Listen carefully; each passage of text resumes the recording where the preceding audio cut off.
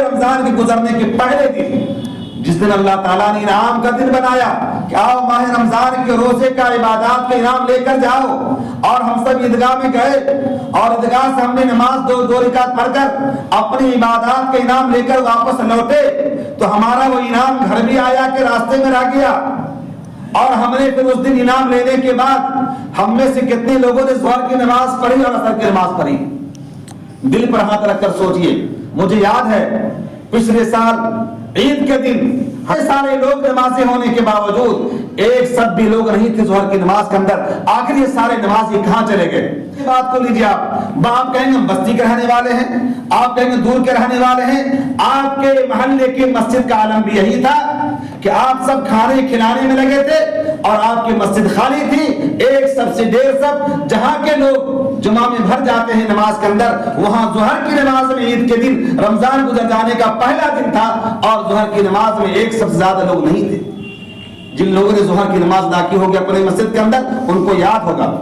آخر سوچئے کہ ماہ رمضان تو آیا تھا ہم کو بنانے کے واسطے،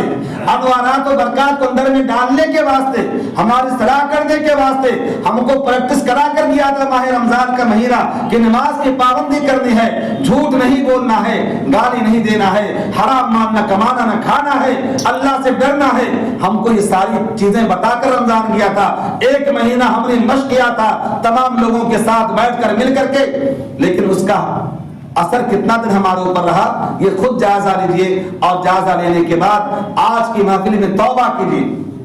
اور سچی توبہ کیجئے کہ اللہ ہمارے دل کے برے ڈیٹے کو صاف کر دے۔ یہ آنے والا ماہ رمضان کا مقدس مہینہ ایسا مہینہ بن جائے کہ ہم پوری تیاری کے ساتھ تجھ سے معافی مانگ کر رمضان کے مہینے میں داخل ہوں، اور جب رمضان کا پہلا سال شروع ہو، جب رمضان کی پہلی گھڑی شروع ہو، جب رمضان کا پہلا گھنٹہ شروع ہو، تو اللہ پہلے گھنٹے سے ہمارے دل کے اندر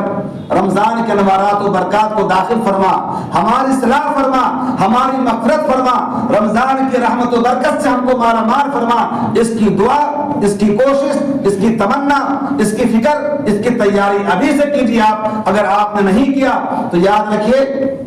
یہ مہینہ آئے گا اور اپنی برکت کے ساتھ چلا جائے گا، لیکن ہم نہیں رہیں گے باقی دنیا کے اندر، ہم زمین کے اندر چلے جائیں گے۔ جب وہاں جائیں گے